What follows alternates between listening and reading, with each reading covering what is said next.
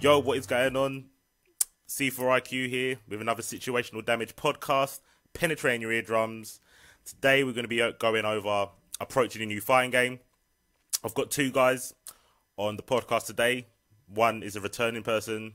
Oh, and check out his podcast as well, because we kind of covered this topic in his one. And we've got someone who's obviously been in Mash and Pad for time, but has not been in the podcast due to situational damage, basically. That's why he's not been in it. Because when me and you are on the podcast, it normally lasts about 2 hours. But this is true. That ain't gonna happen this time. But anyway, we'll start off with MOP Benji. Introduce yourself, dude.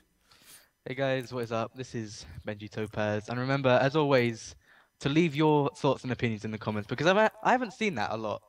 Because I see our videos getting views, but nobody comments and explains their side of the story. So shout outs to Wolfsten, because he did actually comment on one of them. Yeah, shout outs to Wolfsten. He did, I saw that. He's getting mad ratings. Thumbs up for you, dude. But yeah, just make sure to like, share and stuff. You know, we do this for you guys. This is for the community, by the community, for the community. But still, thanks for watching, guys. Just of all of our podcasts and stuff like that. But yeah, just want to say that. Yep, fair enough. Thanks, Benji. Push it out. Push it out. Force it down people's throats. No, it's good. It's good. That's what we need to do. Yeah, leave comments, please. I beg you, please. And yep, we've got MOP Captain Turts. Yeah. Thanks for having me on the show. Finally, it's been a while. Obviously, due to certain situations, man, had to be absent. But yeah, I'm back for another podcast. So yeah, take it away. Yeah, I just want to say this because no one knows this. Basically, the podcast is named after CT, after Captain Turts. Oh my god! Because he says his characters do situational damage. Situational damage from. So yeah, we basically had that in our head for about a week. So I thought, you know what, I'm going to use that for the name of the podcast. I couldn't be bothered to. To me, that's funny. But yeah, anyway, that's inside joke. But yeah, so today we're going to be going over approaching a new game. It's kind of fitting because within MOP at the moment we've got Luckbox, Lucky Cue Ball. There's other people might know him. Nick, slave name Nick, Dowsing player. He has made a big statement where he said he's going to main Smash. I'm going to put him on blast, so now he has to do it because now it's on the podcast. Right. But he put him on blast every single podcast. That's on the podcast. Do I? Nah. I do. Yeah, no, you do. I don't. But yeah, Nick's gonna main Smash, and like Benji said earlier, he's kind of the only one in our group that's kind of pushing Smash. Like he's pretty sick. You'd think that I'd hate to big up people on my own team, but I actually do hate doing it. But Benji is pretty good. So Benji's gonna help Nick get good at Smash. Yeah. And on the other hand, Benji's just starting to play Gitu Gear. He's had it like for a while, but now he's kind of, I don't know, I'll say you found your foot in. Yeah, it's like now I'm playing May, and I was just basically, when I first got it for a couple of weeks, I was just in training mode trying to get used to the game. I had a few matches here and there, but I wasn't really taking anything too seriously. I wasn't aiming to win when I first got the game. I was just testing things out. But now I'm getting there. I think I'm getting there. Yeah, no, you definitely are. So I think obviously it's like a broad statement to like how do you approach a game, because a fighting game anyway, it's like if you go from Street Fighter to Smash, it's a big difference. Like they're very different games. Totally. Even when it comes to actually how you win a round, like it's not a life bar, it's a percentage and ring outs and stuff. So we won't start with that. But let's say that you've come from I'm not going to put any games on blast because I always do that. But if you go from an easier game to a harder game, what do you think? We'll start with CT. What do you think's the first thing you need to learn? Do you think you need to or what's the first thing you do? Say you're going from, like I said, a simpler game to a harder game. What's the first thing you do? I know you don't want to put the games on blast, but you need to give me an example. Because do you want to know why? Because it's like it's so easy to generalize, but you need to give examples. All right, I'm gonna say Karate Champ. Why would you do that? Yeah, okay. Karate Champ. Let's be real. How about Street Fighter 4 to Gitu Gear? Yeah. See, okay. All right, then you can do. I was gonna say I was gonna say Street Fighter 4 to KOF. KOF. But that's exactly what I was thinking. To be fair. Yeah, do you want to do that? Okay, Street Fighter 4 to KOF. Like, I didn't say Street Fighter 4 is an easy game. That's not me. You're putting words into my mouth. But we'll go with Street Fighter 4. Okay. Well, with regards to KOF, because there's no leniency on inputs. I mean, you know what? To be fair, there are like little shortcuts, but it doesn't make it any less easier. But yeah, because of leniency, there's no leniency on inputs coming from Street Fighter 4. Your execution is not going to be at the level it needs to be. If you started from Street Fighter 4, you're most likely going to get bad habits based on the leniency for input. So, for example, like this is just an example of somebody that I know that I've played at the Heart of Gaming in Street Fighter 4. He does DPs by pressing down tools, forward, down. Yeah. Shout out to Street Fighter 4. Yeah, he's actually completely missed out the down and forward. He just goes forward, down, and it comes out. There's other easier inputs, like for example, if you're already crouching, if you put down forward, then go down, then down forward, that will also get out Shoryuken. The DB motion. So yeah, things like that can hinder your progress in KOF because you'll get too used to the leniency. Like I was playing it the other day, and I literally was at the trials of KOF. Mm-hmm. They're so solid. Yeah, no, they're rough. They are rough. Yeah. But like, what's this called? That's just one aspect of the fighting game leniency. Like, you've got things like the actual system itself. So with Street Fighter 4, it has different types of moves. So you've got walking and then dashing. But in KOF, you've got Hops. running. Yeah, you've got running. So what's this called? And then, also things like focus attack. It's not really a focus attack in KOF. You can do like an alpha counter by pressing forward and 2 buttons after a block. But in terms of the difference in systems, you've got different mechanics that sort of they overlap. Yeah, they overlap. So the reason why in KOF it's hard is because there's so much more to it. Like for example, you've got like Street Fighter 4 has EX moves, KOF has EX moves, but then you've got drive cancelling. So that when you do a special and cancel that special with another special. I know a lot of old KOF guys said that they don't like 13 because of that, because it kind of does. To be fair, when you go into HD mode, it gives you that momentum. You don't have to. HD mode isn't like original to KOF 13 though. It appeared in. I don't want to get the game wrong, but it's not the first time HD mode has shown up. Right. Well, I'll take your word for it. I don't know. But that's fine. So basically, you're saying sort of unlearning what you've learned from an old game. What? No, but you know what? Like, it's not unlearning, because I think fundamentals of Street Fighter 4, it can give you a base to completely, because to unlearn it would say to just throw it all away. But like, you wouldn't really need to do that. You just need time to adjust. Probably a lot more so if you started on Street Fighter 4. Because when you're playing games like ST, there's no leniency. So if you go from ST to First Strike to 4 and then to KOF, it wouldn't be as bad because you know the way to do it properly. Right. But yeah, KOF's a difficult game, man. Like even in terms of, because obviously footsies is generally the same across the board when it comes to 2D fighting games. But with KOF, because you've got the run and stuff, the meta is different. Oh, also the different variations to jumps. Yeah, so hops and that. You can it all comes under like things like so the mechanics of the game, innit? Basically, it's just completely not alien, but just different. You have to use different mechanics. If you look at the mechanics for Street Fighter 4 and KOF, like KOF, it kind of dwarfs it in a way. It's like there's a lot more to learn, and that's really why it's a lot harder to play. So it could be the same thing with Street Fighter 4 compared to get what you get, to be honest. There's so many more mechanics that you need to take into consideration. To grasp. So I would say learning those things will probably be the most important thing. Right, cool. I was going to go to like Benji, because obviously Benji, I'm not sure. I'm going to ask you this on the podcast. You didn't play Smash much before, did you? Like when you was in your Makoto phase? No, I didn't. No. Right. So how did you make the transition from Street Fighter 4 to like Smash? And like obviously before I said about it's a lot, like the gap's bigger because you had to change your controller as well. You had to change your weapon of choice and go from stick to a pad. Yeah. So how did you kind of? What was your first step to thinking? Oh, I want to play Smash. Like, I need to do this, this, this. Well, like CT was saying with Street Fighter 4 to KOF with input leniency, uh, I think the speed of a game matters a lot as well because No doubt. i in a general sense, I think people would agree that anime games are a lot more harder and more fast-paced than, say, games like Street Fighter and maybe even Tekken.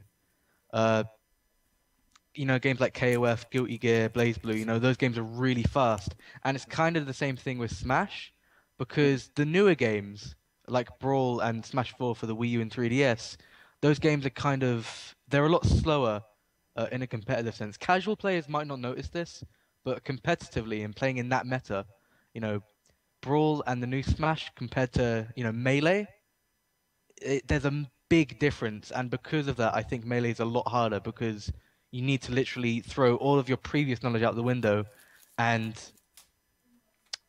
get used to this new game and the new mechanics because and the new speed of the game. Because when I played, Street Fighter 4, I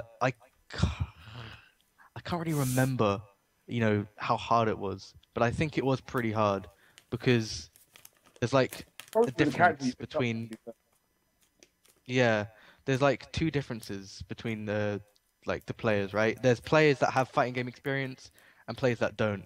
Yeah. And Smash players, I think that Smash players usually just play Smash. There's a small percentage like me that play a lot of different fighting games, but shout out to Lord Knight. I was just about to say that. Yeah. There's these mad rare occurrences where someone like Lord Knight came from like Smash to, well, I'm not saying he like immigrated from Smash to anime, but he started on Smash and he probably does still play Smash. I don't know if he plays it competitively, but that's his background, and somehow he's kind of adapted his Smash play and used it in anime games. And I don't know, maybe Benji can fill us in. Like, is there much of a link? Is there like a closer gap to say Smash to anime than Smash to Street Fighter? They're all like 2D fighting games, and that's what I kind of judge it on. Right. But Smash Melee is more like anime fighting games because of the speed, while as the new Smash, it's a lot more user friendly. Right. So it's a lot more easier to pick up because when I picked up Smash, I literally was doing legit things within a week or two. I think that had a lot more to do with because I had previous fighting game knowledge. But if I went from Street Fighter 4 to say Melee, I think it would be a lot more harder. And to this day, I probably wouldn't do half the stuff that I do with Link in the new game. It's a hard topic because, as I said, there's two different types of players. There's the new players, which are completely fresh, and then there's players like us, where it's like when you picked up Guilty Gear. Imagine trying to pick up Guilty Gear without knowing how to do motions and stuff. Yeah. It's going to be really hard. If you try and look at it from the fundamental aspect, like, do you think skills from Melee would help you branch over to anime games? Because to be honest with you, I don't really see the link. I don't think so. Yeah, I don't think so. It's too different. With regards to movement, meta, it's not just the mechanics are really different. The way you play the games essentially is completely different. Because with regards to like fighting games, you have to take that person's life bar off, and there's like, there's a time limit, but the time limit for, because there's a time limit in Melee as well, but you've got 6 whole minutes. Yeah. Take off somebody's 4 lives, but you don't have nearly enough time, nearly as much time in 2D fighters, so you have to think quicker on your feet, like. I don't know. I think that comes down to like the meta of the game. Like, personally, I think learning the meta of a game is the last thing you should learn. You think so? Yeah. For example, PlayStation All Stars. Right. In that game, right. Yeah, everyone laughed, including Benji. Right. PlayStation All Stars. The meta is very simple. It is, and the meta determines, I think, tier lists in games as well, like to an extent. Yeah. So in PlayStation All Stars, we'll say compared to Smash, where Smash you've got build up a percentage to make it easier to kill someone, right? Yeah. Right. But you could kill someone technically that had 1%. It's very unlikely, but you could do it. Yeah. Right. So it's down to the player, like having the movement and the knowledge to not get ringed out, right? And then when it comes to like sort of like 90 to 100, it's like, well, a tilt's gonna like knock you out, a smash is gonna knock you out, standard for most characters, right? But in PlayStation All Stars, you've got the mechanic where you build meter and the meter moves kill you. So say let's just call them EXs, right? EX moves kill you. So the meta of the game is get 1 meter and then try and kill someone. You get up to 3 levels. So you get level 1, which is normally meh. A level 2, that's pretty good. And level 3s normally give you multiple kills or a guaranteed kill on everyone once, right? Some characters have a really good level 1, where it's good where you're guaranteed to get 1 person.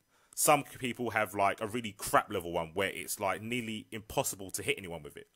So the tier list kind of, depending on what mode you play, determines who's good. So some with a good level 1 is considered high tier because they don't have to do much to actually kill the character. Where a character could have loads of good combos, loads of good normals, but the only way you're going to kill someone is by getting level 3. So it's going to take them longer. So if I was getting into a game, I wouldn't worry about that. I would worry about, oh, how do I play footsies? How do I not get hit? How do I play neutral? All that sort of stuff. Like, how to win the game, I feel, is like the last thing you learn. Like, in every game. Maybe bar dive kick. Where it's kind of important that you know that stuff. Mm. But what you were saying about sort of how you would win in Smash, yeah, I thought that would be the last thing you learn, where you would more likely to learn, okay, in this game, not like any anime game, I can't run. It's more like wave dashing, like people say, like Marvel. So you use your shield to not plink, but, you know, like, yeah, wave dash across the screen. That's for most characters, I'm guessing, your best mode of transport. In Melee it was, yeah, but they got rid of it in the newer games. But it's like the meta for Smash is really simple, and that's what makes it really good for casual players. Because it's a game for casual players, right? So when you play Smash, right, your general motive is to knock the other player off screen, or literally just blow them up, spike them, you know, just hit them over and over again, and they just get weaker and weaker and weaker. But Right. with Street Fighter and anime games, especially anime games, there's so many different mechanics. Whereas with Smash, you know, you have your A, your B, and shield, and there's little like things like tilts and smashes, you know, and just press a direction. You do different moves. If you know how to do those, then you're good. You can hit your opponent, you know. Right. But with Street Fighter 4, you know, there's footsies. I'm not saying there isn't footsies in Smash, because there is, kind of, but it's too different to compare them. But you know, there's footsies in Street Fighter. There's so much tech in games like Street Fighter, Tekken. Tekken, oh my god, that's it's pretty deep. That's mind-boggling for somebody like me. That's 3D playing. That's, you know. I'm not about that life. So I can't lie. It really depends on the game and the person, depending on, you know, if, you know, I guess it's safe to say that we are more safely categorized in 2D fighters. Yeah. Well, I am at least, because you know, if I played Tekken, I wouldn't succeed at all. Yeah, I think bar CT, I think he's the only kind of person. I played a little bit of Soul Calibur because Raphael was in it, but I wouldn't say I played that game. I played a little bit of Steve in Tekken 5, sorry. But yeah, I just didn't get to grips with it. It's not because I was like I didn't want to learn it. I think I just didn't have the motivation to get good at it. I didn't have that character love sort of thing. Yeah, I just didn't feel it. I don't want to play a game to be mediocre at it. Yeah, pretty much. But I don't think they're on like different levels. I think they're just different, like you said. Like they suit different types of players. I think how someone plays, they might be good in the game, but the way they play could suit another game better. Yeah. And So it's like, I think a Smash player could play PlayStation All Stars. That's what I think. probably, yeah. And vice versa, because they're quite similar games. Hmm. And I think a Street Fighter player could play another 2D fighter. You know, like, what's another game like Street Fighter? Another game like Street Fighter. Yeah. You know Would what? you say Saying like that, an anime game, KOF maybe? I I reckon if you I got wouldn't say really that. good at Street Fighter 3 or 4, then you could play KOF, I think. Whereas I think if you went into KOF, you know, without any previous knowledge of any fighting games, and has literally had to learn the fundamentals off by heart from scratch, that'll be a lot harder. Yeah. Okay. So I think there's different levels. I think there's different levels of entering a fighting game. So you Because think can you maybe can? start with an easy one? Because I think, you know, let's be honest, like a lot of people started off in Street Fighter 4 and then deviated. For the most part, well, yeah, this generation, yeah, for the most part, it's Yeah. This generation, I mean, that's what I did as well. And I know almost every single person I know, first they played Street Fighter 4, and then they discovered, like, I know people that played Street Fighter 4 first, and then went to Street Fighter 3. And yes, no, that's a real thing. And there's a lot of games nowadays where you can just enter them without any previous knowledge. And, you know, there's a lot of things to help you, like the internet and stuff like that. Yeah, I wanted to bring up that point. I thought, Yeah. for me, I know, for example, when Guilty Gear came out, the first thing I did, I never played any Guilty Gears beforehand either. I literally started playing Guilty Gear because Leo was in it. But the first thing I did was look at game footage. I looked at people that knew the game, so people in Japan because they had it the longest. I looked at basically how they were played. Even if they weren't playing Leo, I just wanted to look at how the game looked at a high level. So what they were doing, and then you notice things like there would be FDing randomly for no reason. At first, that's what it looked like. It looked like they were running, and then they started to block. And I'm like, okay, why are they doing that? And then as I started playing the game, I learned, when you run and you try to block, there's stopping frames when you run. But if you FD, you block quicker. So I don't think I would have learnt that. Even playing online, I don't see enough of it online, so I wouldn't have learnt that sort of technique. I think it's quite fundamental to have that in a game like Guilty Gear. In other games, it's not, because first of all, you can't run. So when you commit to like a dash or something, that's it. So it's a kind of fundamental that only applies to Guilty Gear or other games where you can FD to stop your run animation. So for me, that's the first thing I look at, is what is considered fundamentals in this game. Because fundamentals across games, I feel, change. I think they changed. Like, fundamentals in Street Fighter, you learn that normally you can focus attack jump-ins.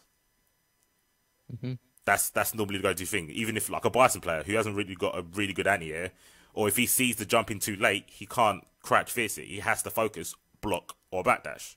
And a lot of people focus because then it turns your defense into an offense. An offense threat, because you could let the focus rip. Yeah. So it's a meta game that doesn't exist in any other game. Mm-mm.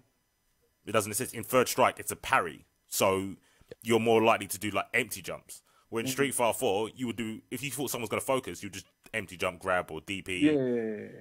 Or do a multi-hit move in the air. Like, even though the mechanics are similar, the meta is completely different. Yeah.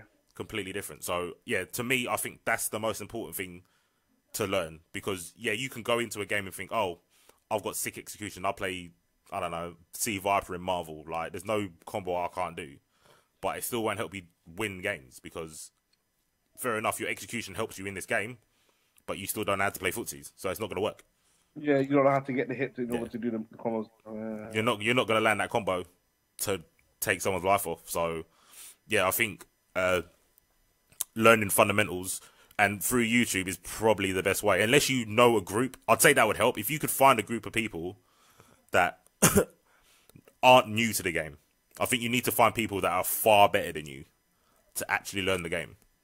That always helps. But it's hard, because if you're not good at a game, like, I know if someone wasn't good at like Cross Tekken, I would get tired of trying to teach them the basics. It's horrible, but that's just me. Some people have the patience to do that. Shout out to Jammers. Jammers has got that patience. Yeah, I was whack. Me and you were whack at that game at the beginning, and he sat there and just showed us every little obvious thing to him, he taught us. Like alpha countering, switch tags, how to use Pandora properly. Like, he taught us that, and he knew it, and it must have been really boring for him. But he did it, and now I'm better than him, so sick. All right, so are you saying that learning fundamentals is the most important thing? Or would you say... Learning mechanics. Learning the fundamentals of the mechanics. Learning the fundamentals of the mechanics. Okay, all right. So, yeah, like... So, mechanics? Not mechanics, because if I wanted to jump into first strike, I know about parries, but I wouldn't go in trying to parry everything. That's true. Yeah. Because I don't think that's fundamental. Using parries is good, and it helps you in certain situations, but I think you can win without doing parries. Yeah. So, yeah, that's what I meant, like, mechanic fundamentals, like FD in Guilty Gear, because that stops you from taking chip. Okay. So, it's a fundamental to not get chipped at. Like, you need to know that. Advanced guiding in Marvel, you need to know how to do that. Standard. You don't necessarily need to know how to fuzzy guard, for example. It's something in the game. You'll have it done to you enough, but you could win without doing it yourself.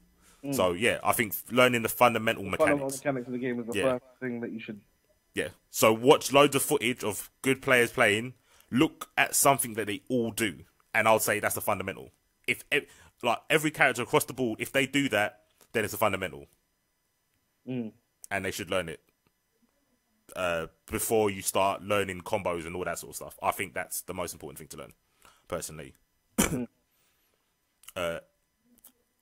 I'd say probably after that is, yeah, like I said, like trying to find people that are better than you at the game and kind of following their lead. Because I think if you find other people that aren't good and that's all you play, then it's like the blind leading the blind. Yeah, so the blind leading the blind. You won't pick anything up from them. Like, I'm not saying don't play anyone on your level, but don't just play that kind of person. You need to play people better than you. Otherwise, you either not get better or you'll get a complex. Yeah. Superiority complex where you think you're so sick. But it's because you're just playing people that aren't that good at the game. That aren't good, yeah. And then, yeah, both aren't bad. Both are bad. Both situations are bad. So... I think, yeah, like Benji helping Nick is a really good, like, stepping stone for Nick. Yeah. And his Street Fighter 4 knowledge is a good stepping stone as well. Yeah, exactly. And like we said before, I think certain people's playstyles suit different games. I think Nick would be actually really good at Smash. Not just trying to hype him up. I think he'll be better at Smash than he's at Street Fighter 4. I'll say that now. Same. Yeah, same. But that's... We won't know that. Why do you think that is, though? What type of player would you say he was? I think he's an instinct player. player. Because obviously people don't know like how he plays. In my opinion, Nick might disagree. I think Nick plays on instinct. And it's not even how it's done, how the metagame is in Street Fighter 4. I just don't think his instincts work well with Dalsim. He doesn't get rewarded as much as he will in the game like Smash, I don't believe. Nick's really good at frustrating people. In a game like Street Fighter, in a game like Street Fighter, certain characters only need to make 2 good guesses. And it doesn't matter how good his instinct is. Dalsim? Yeah, against Dalsim, yeah. And some characters can go nuts. So, you know, like, he might read something or be frustrating someone, and someone going nuts is going to be harder for him to get away with. Like, if he plays a Seth and he's pissing off a Seth, that Seth's just going to destroy him.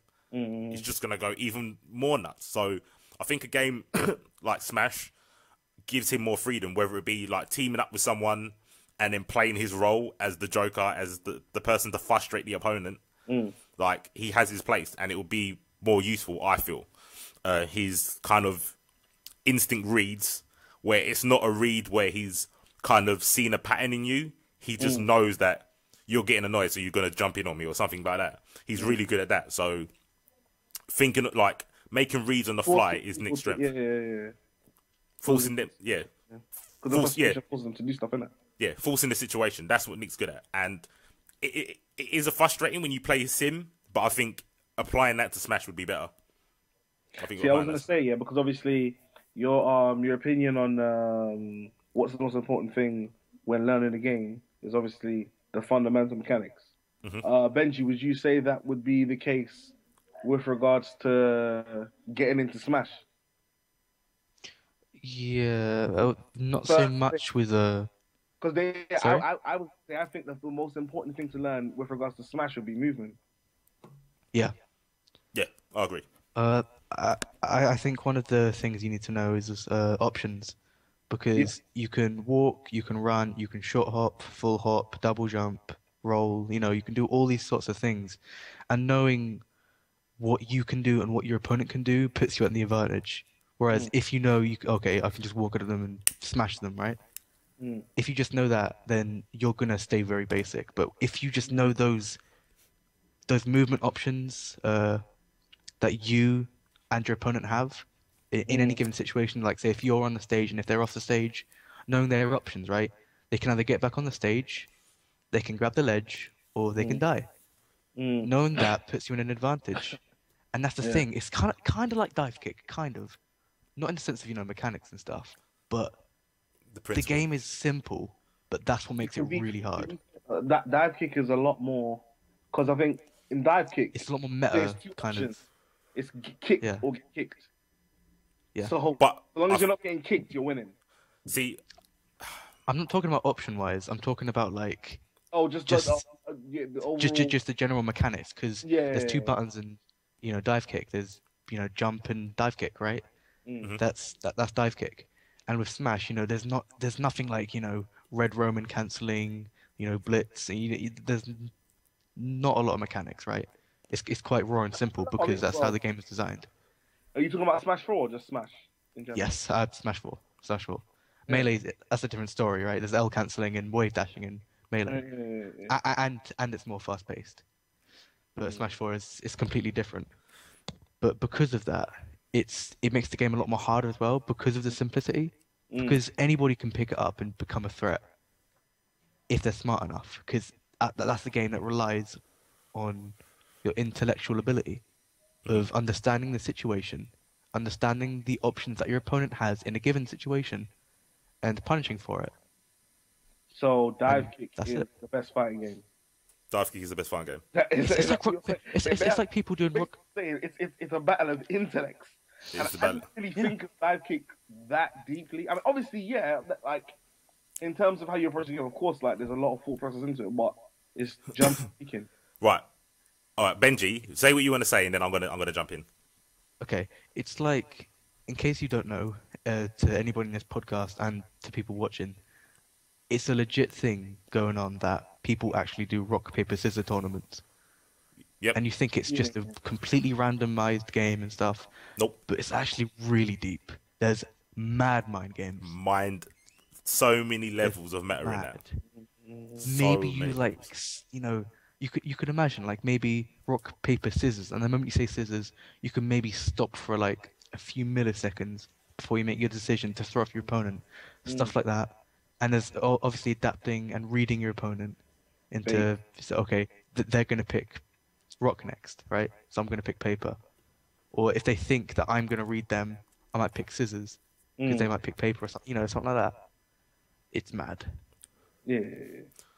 See, what I was gonna say, leading on that, the next thing I'd learn after like watching footage and stuff, it's gonna sound mad stupid, but is how do you win?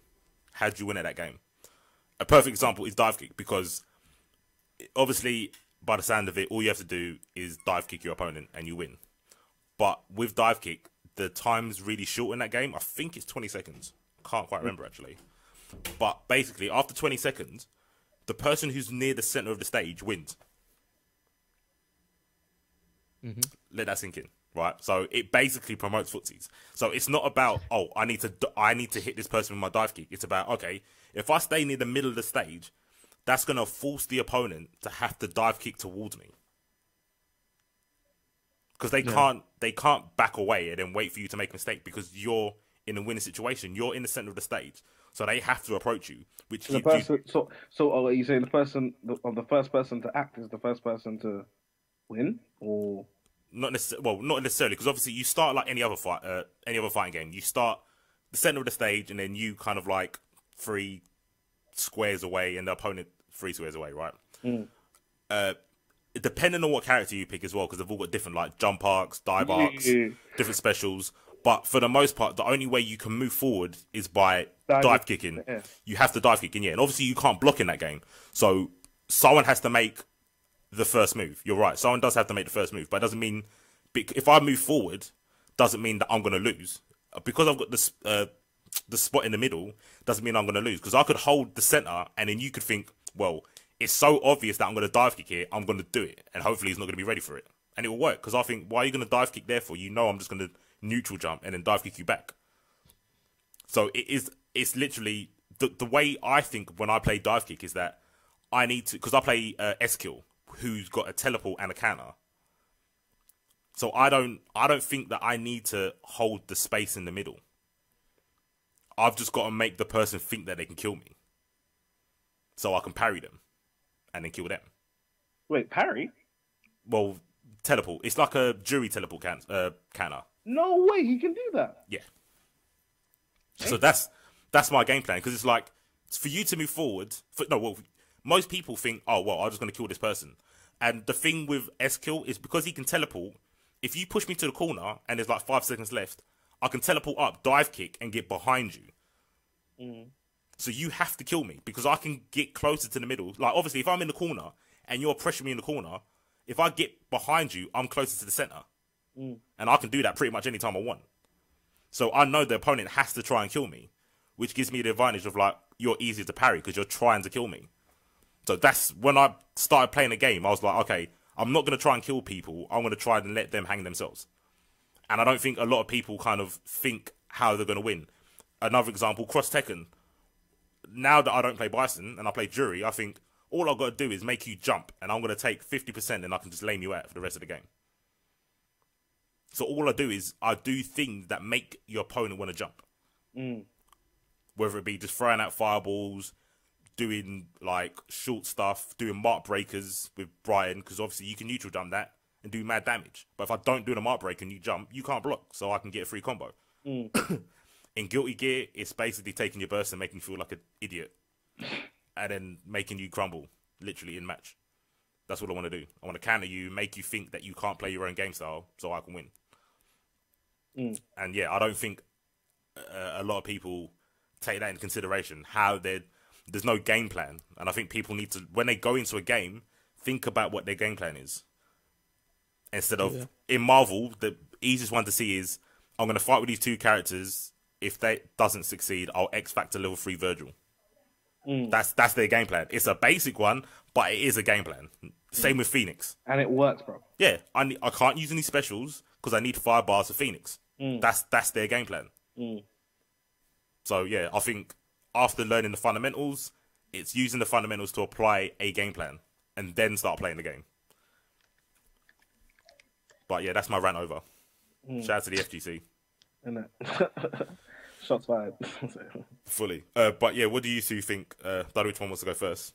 But what do you think like the next step is after?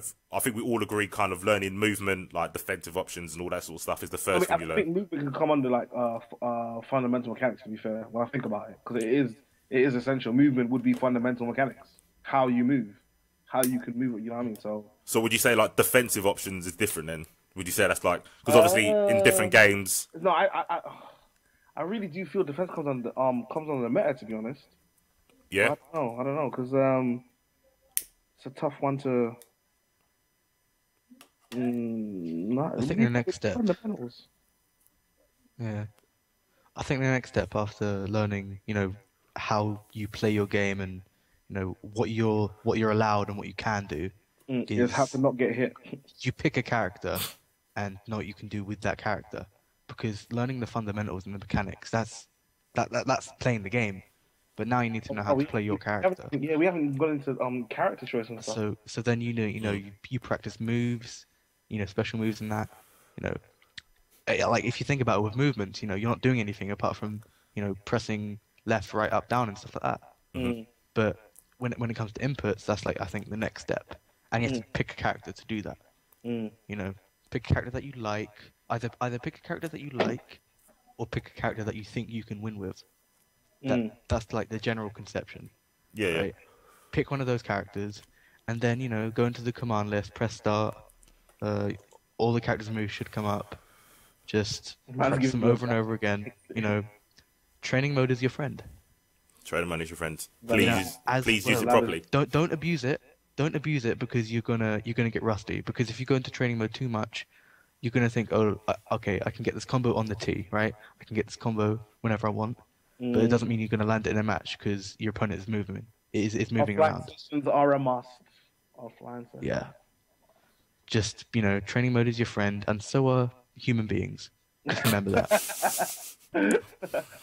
I wish I could follow that. You know what? No, I want to bring this up because training mode is your friend if you use it the right way. You gotta be twisted. You know what I mean? Like you can't just go into training mode and just it was C4 that brought my attention. Basically, when I was getting into Marvel, I was playing training mode the standard way. So obviously, you have the training mode, the training dummy to block after the first hit.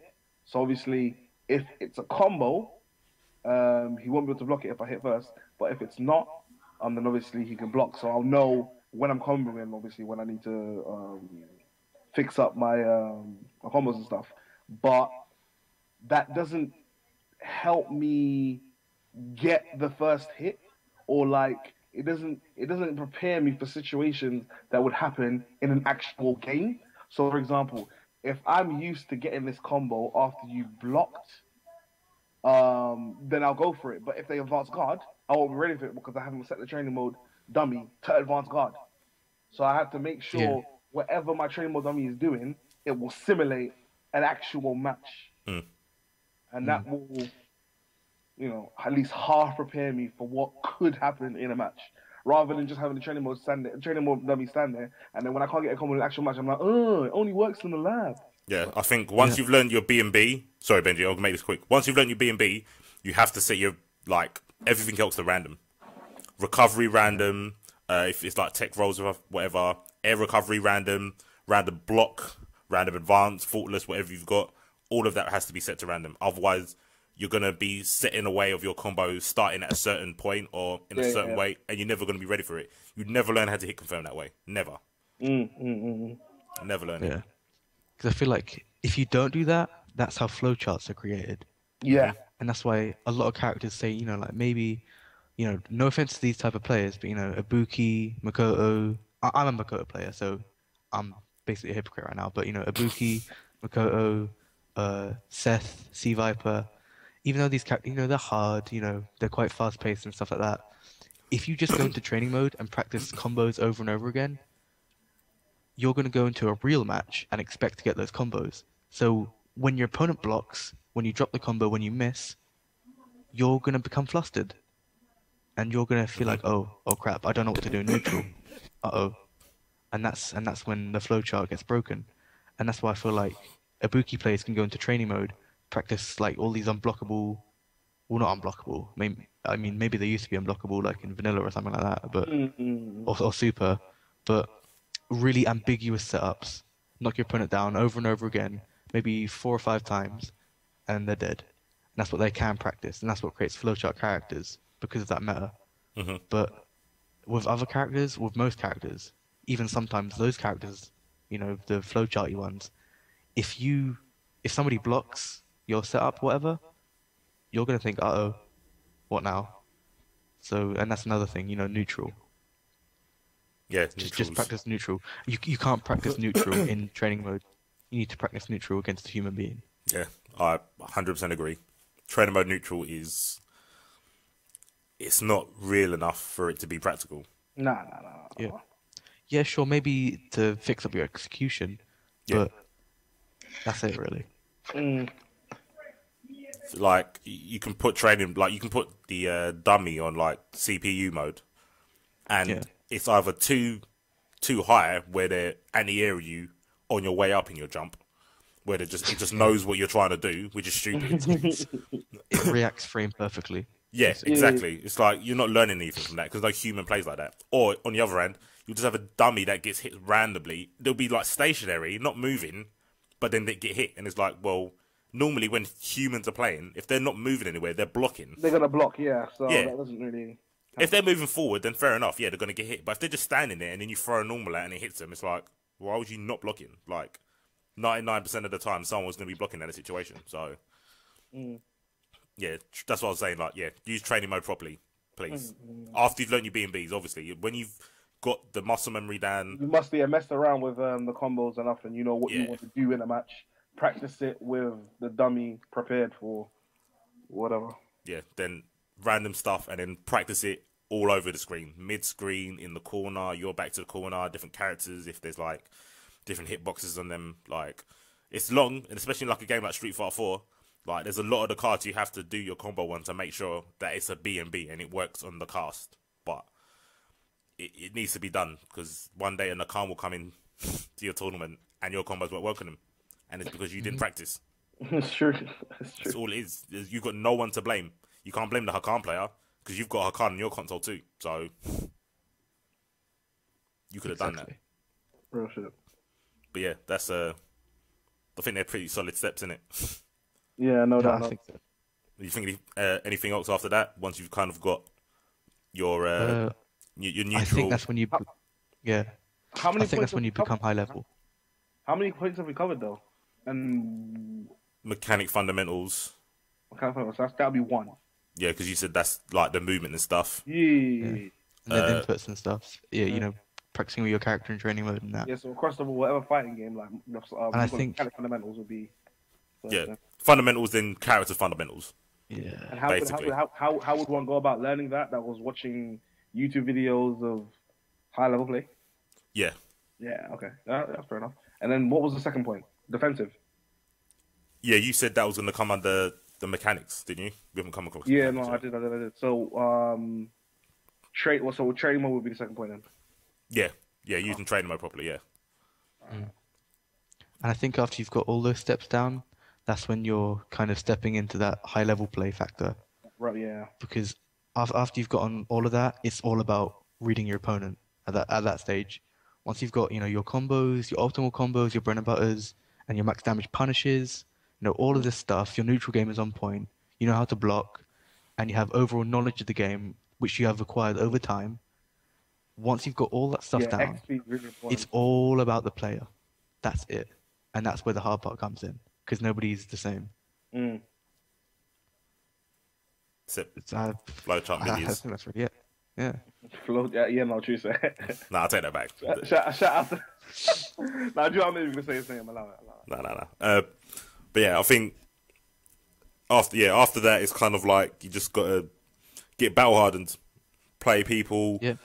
Exactly. I think you'll learn sort of, most of it be by mistake, or what will happen that I've found anyway is that you'll find flaws in either your gameplay or your character, and then what you should do is kind of work around them. Yeah, find a way to work around them. I think that's what you do. An example for anyone that plays Guilty, with Leo, he hasn't really got a move that hits below him, and the one he does is mad punishable. It's like minus 20 odd frames. So I was like, okay, when I'm falling down above someone, I'm free, because I don't have to force them to block, because they know their anti-air is going to hit me every time. There's not going to be a trade situation. It's going to get a counter hit combo. So I can come down and block, but then that just leads to pressure sometimes. Well, all the time that's going to lead to me being on the back foot. So I was like, okay, I need to see if there's anything I can do in this situation. So what I'll do now is do a dive kick, then YRC it. So it gives me momentum to move not vertically down. So it either gives me a bit of like forward momentum, so I move like diagonal forward, or it just makes them whiff their anti-air because I've slowed down time and stuff. So yeah, like I think inputs as well for those. Yeah, YLC. Yeah, it gives me more than an option to block, which is, there's nothing wrong with just blocking. Don't get it wrong. Like I ain't got a problem with blocking, but I think people are too eager to point out their flaws and do nothing about it. Yes. So, I know who you're talking about as well. I'm not saying I don't know what you're talking about, bruv. Okay, fair enough. I'm talking in general. I'm not a hater. Oh yeah. If anyone, I'm talking about me, bruv. I always talk about Bison that having anti-air, but he's got a crouch heavy punch. So okay.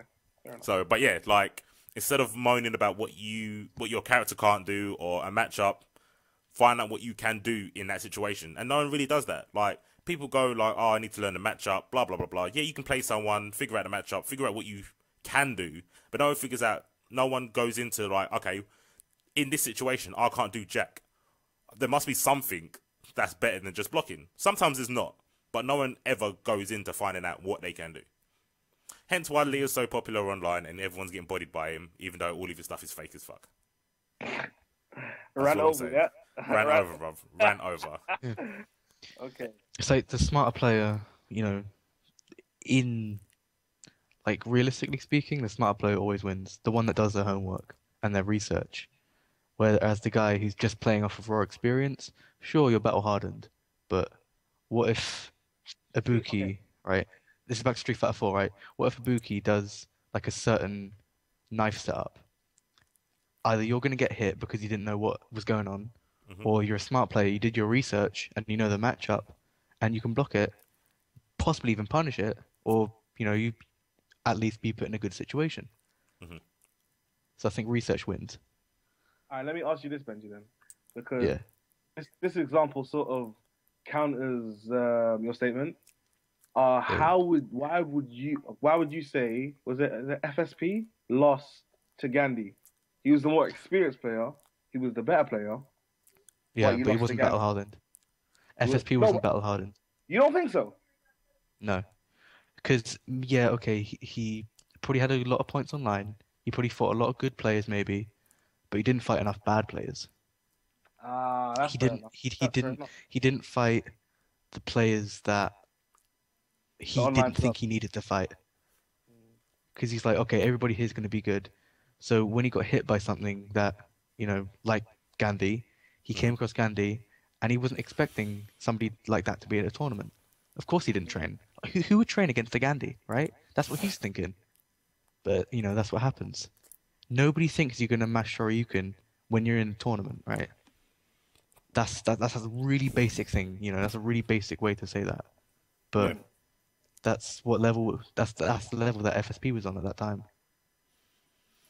So I think battle hardened, I don't think it's just fighting players at your level, high level. It's I think you need to fight players of all calibers, even internationally. You need to fight, because depending on where you are, there's, different habits apparently, right? Yeah, fundamentals are different in different countries. Yes. I think that has something to do with like cultures and stuff and the way we learn. But that's a really, that's a different subject in general. But my point is, my point is that battle hardening and experience outside of the game are two different things that you need to kind of mold into one.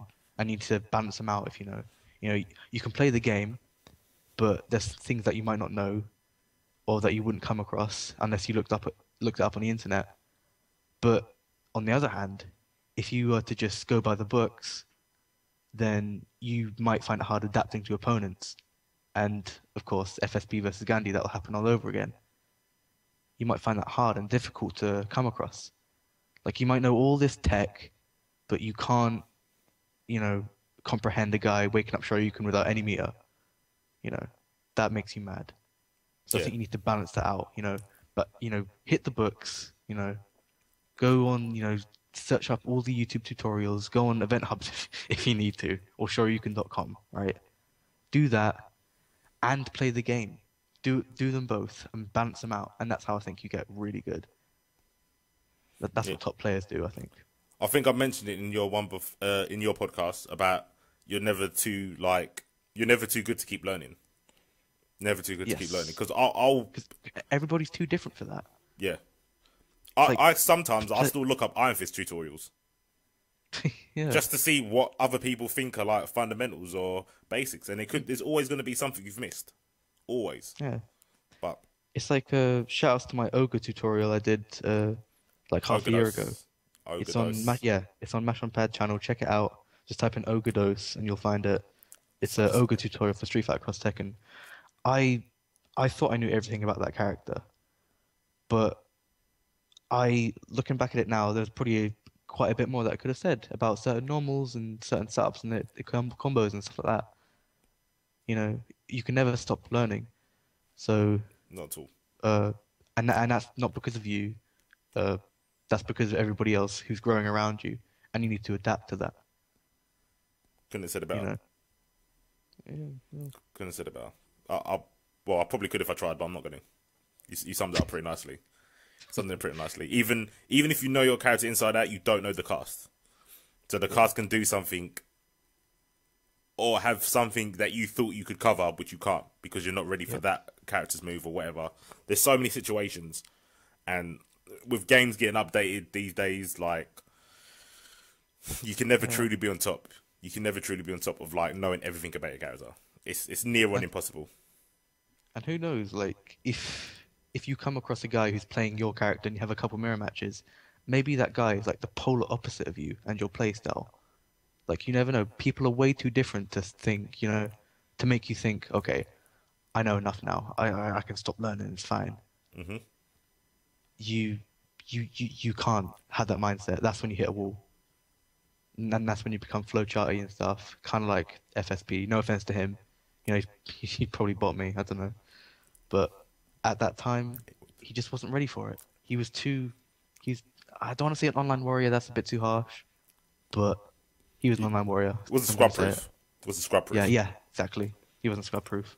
Because Gandhi, he wasn't that good. He didn't know what he was doing. Let's be honest. Let's be real. I think he played the game for a couple of weeks maybe at tops. And that was his first fighting game.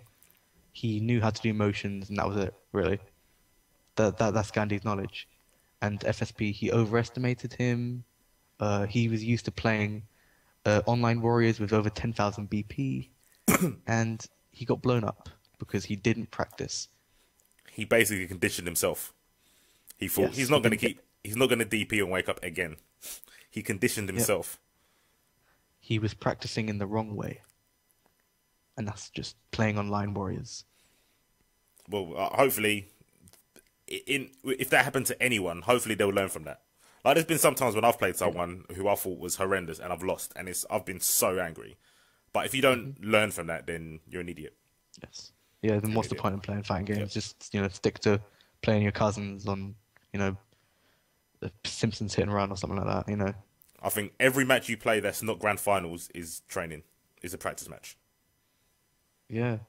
If you go in endless lobby, if you go in a tournament, you're practicing. It's all training. Until you get to grand finals, that's when you need to bring everything to the table. Yes. It's all data. Everything's data. Everything, yeah. Be a sponge. Be a sponge and soak up everything. I would say be a torrent player or be a sponge. Yeah, just have that mentality. Just make sure, like, even if you're like the best, even if you think you're the best, like, for example, I haven't been beat by a Link player in Smash 4. I'm a Link main, and whenever I go into a mirror match, of course I've been beaten by, you know, matches here and there, but in a set I haven't been beat. So, like, jokingly I say I'm the best Link in England, but now that I think about it, who can prove me wrong? Please, come on now. But, challenge extended. Like, even though I think I am a good Link, right? I'm really bad compared to some of these guys, and I can accept that. I've seen some of these guys that perfect shield everything on reaction, and it's amazing. And they punish everything, you know, they destroy, no matter how good the other player is, they destroy them. And just make sure you don't fall into that mindset of, okay, I've done enough. Be a sponge and soak everything up around you, whereas in-game or out-game.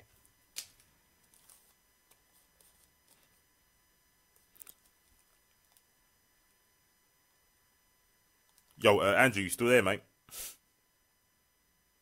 Yeah, well said. Sorry, no, do you know what it was? I had to mute it for a bit. There was background noise. Oh, right, yeah, no, fair enough. Yeah, I actually wanted to ask you a question quickly, because we're probably going to wrap this up because we're nearly done now. I think we covered, like, the basics, like, the baby first steps. But with you, obviously, you play loads of different types of games. Is there, like, a sort of routine you have when you go into a new game? So say, like, for example, when MKX comes out, is there kind of like a rota you do to learn the game? Or do you just... Well, because I've played Mortal Kombat before, it's difficult for me personally because I've played Mortal Kombat before, so it's a case of finding out what characters I liked before and who I want to use now. Like that would be the first thing I think about because I play Mortal Kombat. Once I know what character I want to use, then I'd go over the new mechanics that I'd have to learn in the new Mortal Kombat. But Right. essentially, Mortal Kombat's as they go on, the fundamental of it doesn't change. Like the buttons are the same in terms of low punch, high punch, low kick, high kick, all that stuff. So or left kick, right kick, however they do it. Obviously a button to block. I think they've added a stamina gauge for you to either run or do interactions with environment. So you can do Right. like backflips of walls and stuff. But Right. it depends on what type of character you're using, because like heavy characters can't do that. I Yeah. don't think so. Yeah. Sort of the injustice thing. Yeah. They obviously took some of the good things that they learned from developing Injustice and brought it over to Mortal Kombat. So it's good to see. But in terms of the routine, like, it's a case of like fighting, because I think for me, if I don't enjoy the character that I'm playing, I'm not gonna want to play it. If you know what I mean. Right. Yeah. But so yeah, that'll probably be the first thing for me, and then obviously messing about in training mode and finding out what's changed. And then obviously it would be the overall routine that we've established in this podcast. I guess it's just following the steps until I'm ready to battle, and then gain XP, gains. Games. Yep. Yeah, no doubt. The grind. Mhm. The grind begins, bruv. Them RPG grinds. Hey, trust me. And there's no end boss battle, bruv. There's no end. It is ongoing, bro. We're talking. Nah. Actually, no. Do you know what? I think there is an end to World of Warcraft, to be fair. But I think after you've. Anyway, I don't want to get into that. Yeah, I was about to say, I'm shrugging my shoulders here and like, well, I don't know, bruv. But I want to try something different. I just thought about it. But obviously, this is the end of the podcast. But keep listening, because what I'm going to do is say, like, listening to what you guys have said, I wanted to like kind of put it to the listeners and kind of maybe do like a poll sort of thing. Oh, so what they think? Yeah, so I wanted to put this out there. For me, and I don't think many people do it this way, I pick a game for the character, and I think a lot of people pick a game and then pick a character, but I'm the other way around. So I thought it would be a cool idea if anyone can be bothered. Would be nice, but if you leave a comment saying if you pick the character then the game, or the game then the character. So an example is I like Charlie from Street Fighter. Whatever game he's in, I will play, regardless of what the game is. If it's crap, I'll still play it because I like that character. Some people pick up a game because that's what everyone's playing, and then they find their character within that game. So, for example, yeah, if Charlie was in Street Fighter 4, I'd main that game, but he's not, so I'm not bothered. When Street Fighter 5 comes out, if they make a normal Charlie and not this shadow dull, sewed up piece of poo that they have, Shots fired. then I'll play that game. If I have to play stupid Ragdoll Charlie, then I'll play Ragdoll Charlie. But preferably, I would like to play regular Charlie. So, but yeah, I was just wondering. I'll let you two answer as well. I'll let Benji go first. Do you pick a game then a character, or a character then a game? I'm the opposite of you, actually. I like the look of I like KOF, but I just love the style of it. That's my favorite looking game. It either is or it's my top 5, but it's definitely one of my favorite looking games. But when I said that, I didn't know any of the characters at all. I think I knew Kyo and Yuri. Those are the only characters I knew, because they're like the faces of KOF. Yeah. And then I went inside the game, and even to this day, I mean, the only game I've played is KOF 13. That's the only KOF game I've played, and that's what I'm talking about. But even now, I kind of don't have a favorite character because I kind of don't care. I just like how the game looks, really. I don't really have a favorite character. I don't think, oh, this guy looks so sick or anything, I don't really care about the character. I just like how the game looks. I love the flow. I love the look of the special moves, and that's how that's how I play a game. That's why I like Smash so much, because all of the characters are so different. Everything is so new and fresh, and it feels so good when you hit somebody with a smash all the time. I love it. It makes me feel good. But it's like I don't even like Link, but I play him because I'm just good with the character. I don't Wow. even like Link. I don't like Zelda. Massive I'm not a Zelda fan. Yeah. You know what? That doesn't. It's like, It makes me so mad hearing that. But yeah, fair enough. yeah. But, of course I like Zelda. It's not a bad franchise, obviously. Yeah. But Shout out to Trifles. it's like, it's like I didn't pick Link because I like Link. I didn't pick Link or Ganondorf because I like Zelda, right?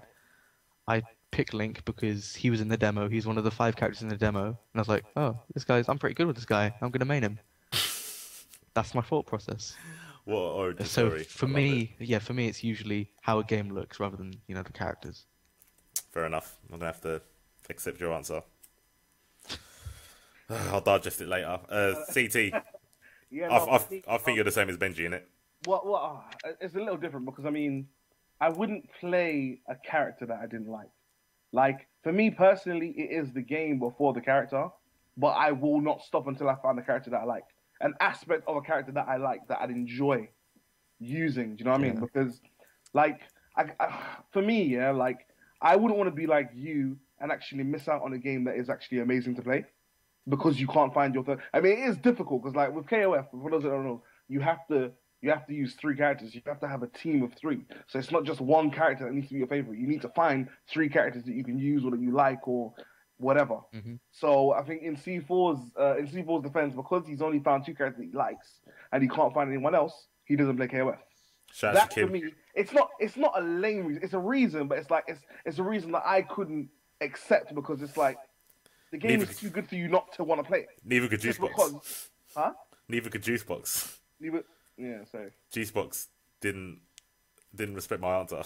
No, but it's because I mean for me it is kind of lame because it's like there's so many characters you can choose from. I mean for you obviously you need to know more about the lore and stuff. So for me, like I can't be asked to research all these characters to find a character for you. It's too long. It's like well I mean. You're just going to miss out on the greatness. But for me personally, yeah, it definitely starts from the game because Chaos is an amazing game to play. But it's the same thing with Guilty Gear. Like, I love the way Guilty Gear is. I mean, you love Slayer more than what Guilty Gear is, but you know what I mean? It's just a case of, Guilty Gear is like an exception to the rule because obviously, I picked up Guilty Gear because of Slayer. Slayer's a bad man. But that's different. So you played the game for Slayer? Not really. I play Guilty Gear because Slayer's in it. Yeah. Exard. That's why you play Exard because Slayer's in it. Yeah. You don't play Exard because Slayer's in it. You play Slayer and Exard. Yeah. I guess. Right. Okay. That is an exception to the rule. Right. Okay. No. Fair enough. Yeah. That is not why I play Makoto. I do not. I hate Makoto. I don't like her. I'm so different. Like, I don't get Benji, bro. No, do you not enjoy? I don't like Makoto. Maybe the character aesthetically. Oh yeah. I enjoy rushing people down and getting perfects and stuff. That's why I play the character because she's quite fun when you get your offense started, right? But I don't like Makoto. I don't care about Makoto. I really don't. It's like my favorite character in Street Fighter 4 is either Abel, Fei Long, or like Balrog. Don't you feel bad not playing him then? Don't you feel bad not playing Abel? No, because I don't really like him, like his playstyle. I like him as a character. And it's the opposite with Makoto. It's like I don't like Makoto like as a character, but I like how she can rush people down and get perfects. See, I'll explain why this baffles me, right? Because this is like... Well, okay, it's different than Guilty Gear because I like May. Yeah, no. I wasn't even say that. I was going to say, like, when people pick characters, when people say, oh, I like this character, and then they don't pick them, it makes me think, like, you're going to McDonald's, get the nuggets, and say you don't like chicken. No. So why would you get the nuggets? No, it's like, it's like... Because I like eating nuggets.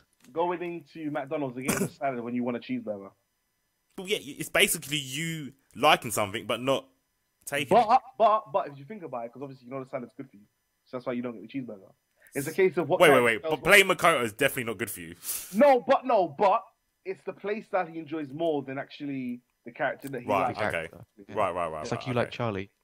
Like, regardless of his playstyle and everything, Yeah. you like Charlie, so you'll pick him up, right? Charlie could have one That's the move, opposite for me. and I was Charlie could have a light jab, and I'd still play him. I swear down, he could just have a jab, and I'd still play him. I would main him. I'd find tech.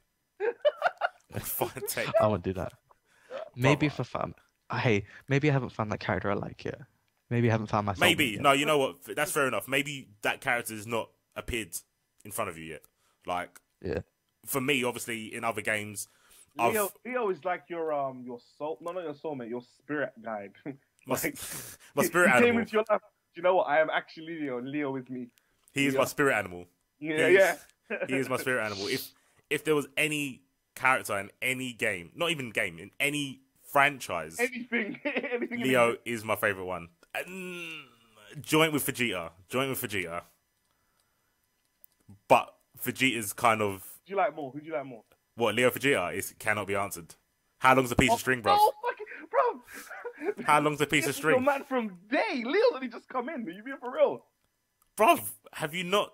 They're one and the same. They're reincarnations of each other. You know what Leo is? Leo's like the future Vegeta. I like that.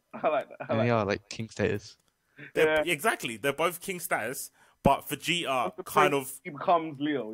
Yeah, he becomes Leo. He becomes a good guy. Because Vegeta is... He's got a lot of pride. And that makes him seem like a bad guy. He's not a bad guy. He was in the first saga. But yeah, bun that. Anyway. Yeah, let's not get into that. Podcast done. Vegeta and Leo are the rule of the worlds. Like, all of them. So guys, in the comments below, leave whether you pick a character for a game or a game then a character. We'll probably talk about it on the next podcast. I'll look it up, tally it up. If there's like more than 2 people, hopefully, fingers crossed. That would be nice. Comments, please. Yeah, feed us with the comments, please. Yeah. That sustenance. Substance, please. Let me eat your comments. And obviously, like, subscribe, share it about. Where can people catch you, Benji? I know you're not even a Twitter head, are you? I don't even know why I said that. No, I don't have anything other than YouTube and my PS3, but you don't want to add me on that. Trust me, you don't want to. You don't want to get bullied that hard. Trust me. Oh my god. I don't want to make you retire. Like, I don't want to make you retire fighting games. It's cool. Like, This is for fighting. This is pro fighting games, not Oh my god, this guy. Yeah, it's not that. But anyway, you can find me on YouTube. Just type in Benji Topaz, one word, and you'll find my YouTube account. I have some stuff on there. I have fighting game related videos. Even my own podcast I do. You do. So, but even with that said, please make sure to subscribe to Mash on Pad, like our videos, share them, and of course, please comment. We want to know that you guys exist and you're not robots. Please. No doubt. It's like we see views, we see likes. We see numbers. We've tallied that we know we have fans. Bro, we even get thumbs up in that. You see thumbs up in that, and I'm like, but what did you like? Please tell me. Tell us why. Yeah, exactly. Yeah, shout out to that. And also, don't forget to go on YouTube and find out about Fuzzy Platform. He's a really good guy. Guy. Captain Turks, where can people find you, bruv? Oh yeah, my Twitter is at Captain Turks. From time to time when I'm not in situational situations, I do upload on the Mash on Pad channel every now and again. And my that's it. That's about it. Yeah, you can catch us all at the Mash on Pad Facebook. Oh mate, yeah, pointing that way. There you go, over there. That's my Twitter, MIPC4RQ. And obviously, leave us comments here. We'll all see it. All the Mash on crew. We'll all find you. We will all find you. We will all find you, bruv. Whether you be on Steam. I'll find you on Steam. Trust me. If you're on Steam, I'll find you. Jammers is defending anything cross-Tekken related. Benji's covering the Wii. Nick's covering offline places. Nick will come to your yard. And DBZ's in the Matrix. He's just an online warrior. And CT's obviously, DBZ's in the Shadow Realm. He's in the backyard. Yeah, he's in the Shadow Realm. Oh shit, backyard. Story mode. Shoutouts. But until next Sunday for the next top pick, catch you guys later. Peace.